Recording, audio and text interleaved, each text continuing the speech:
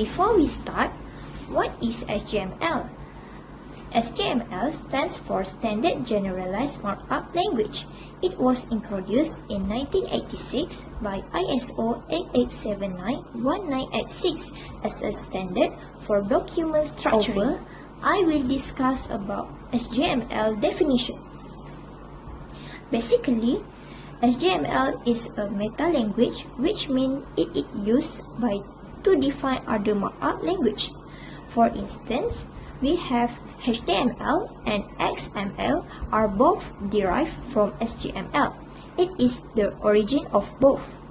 It always documents to be structured in a way that is both machine readable and human readable.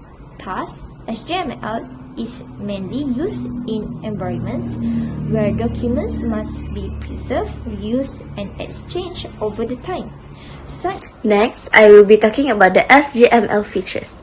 Firstly, SGML allows users to define their own text, unlike HTML, which has a fixed set. Secondly, it uses a document type definition (DTD) to control document structure, like grammar for a language.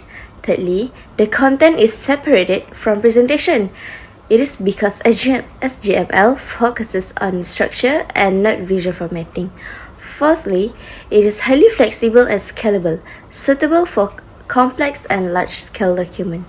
Lastly, SGML is designed to support multiple output formats, including print, web, and digital storage. Characteristic of SGML.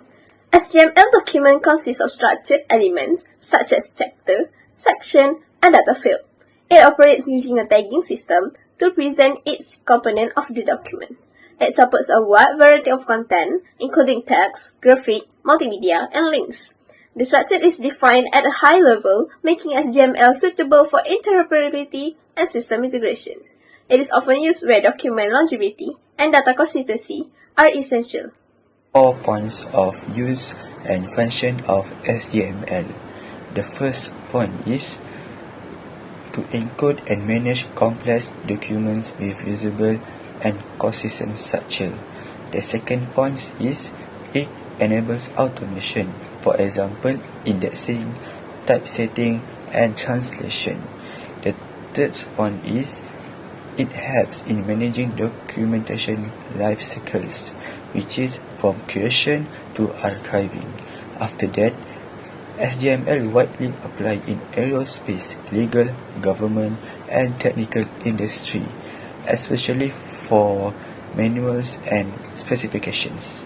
Last but not least, SGML supports multi-format publishing, where the same content can be used across different platforms. The last slide is regarding the comparison of SGML to HTML and XML. Basically, HTML is a subset of SGML, meaning it follows SGML rules but with predefined text, like P and H1. XML is a simplified version of SGML. It is more flexible and focused on data representation. In SGML, users can define their own text like section or chapter based on their need. In HTML, the texts are fixed and mostly control how the content appear visually.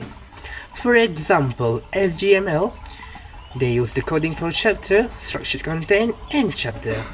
Rather, in HTML, they use P, display content, and /P. Basically, SGML structure the content, and HTML present the content, and XML they transport the content. Next time you visit a web page or an organized metadata, remember, without SGML, the technology won't reach even HTML. Thank you for listening.